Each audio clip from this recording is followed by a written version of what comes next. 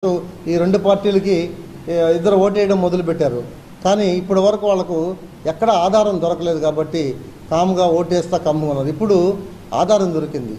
మన బిడ్డ బీసీ బిడ్డ వచ్చాడు, మన ముద్దు బిడ్డ బీసీ బిడ్డ వచ్చాడు, మనం ఎవరికో ఎందుకు ఓటేయాలి, మన సుధాకర్కి వేద్దాం, మన జాతి బిడ్డ మనవాడు అనేది ప్రజల్లో పూర్తిగా వచ్చేసింది. కాబట్టి నా విజయం తథ్యం అని చెప్పి తెలియజేస్తా ఉన్నాను.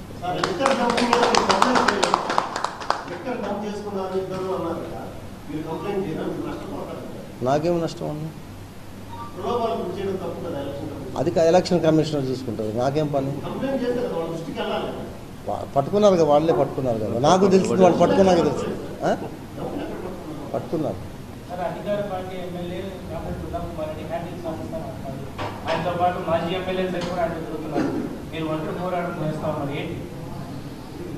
ఇప్పుడు నేను ఒంటరి వాడిని అయితే కాదు, ఎందుకంటే ఈ నియోజకవర్గంలో ఉన్న ప్రజలు 95% ప్రజలు నా జాతికి సంబంధించిన వాళ్ళు, నా దగ్గర వాళ్ళు.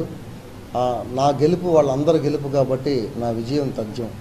ఒకటి. రెండోది ఏంటంటే, మొన్నటి వరకు ఒక వ్యక్తి 2 సార్లు ఎమ్మెల్యేగా చేసిన మాజీ ఎమ్మెల్యే ఆయన నేను బ్యాలెట్ పేపర్లో ఖచ్చితంగా ఉండి తీరుతానని చెప్పారు. ఆయన నేను బ్యాలెట్ పేపర్లో ఉంటాను, ఎక్కడికి పోను అని చెప్పారు.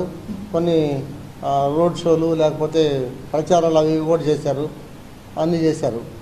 తర్వాత ఆయన బ్యాలెట్ పేపర్లో లేరు, పోతే ఎక్కడో ఒక ఏజెంట్గా ఉన్నారు, ఇప్పుడు చీఫ్ ఏజెంట్గా ఉన్నారు. ఇప్పుడు అట్లా నేను ప్యాకేజీలకి లేకపోతే అట్లా వెళ్ళిపోయేవాడిని కాదు.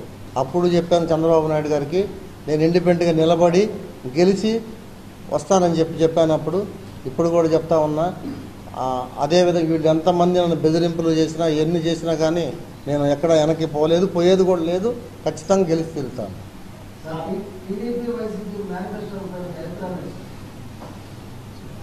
అంటే దాని గురించి నేను ఎక్కువ మాట్లాడదలుచుకోలేదు. ఎందుకంటే ఇప్పుడు ఇక్కడ జరుగుతుంది ఏంటంటే, రెండు వర్గాల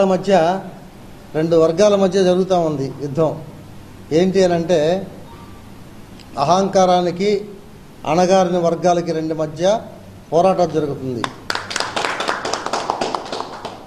ఇక్కడ ఉన్నటువంటి ఇద్దరు అహంకారులని అణగదొక్కటమే మా అణగారిన వర్గం.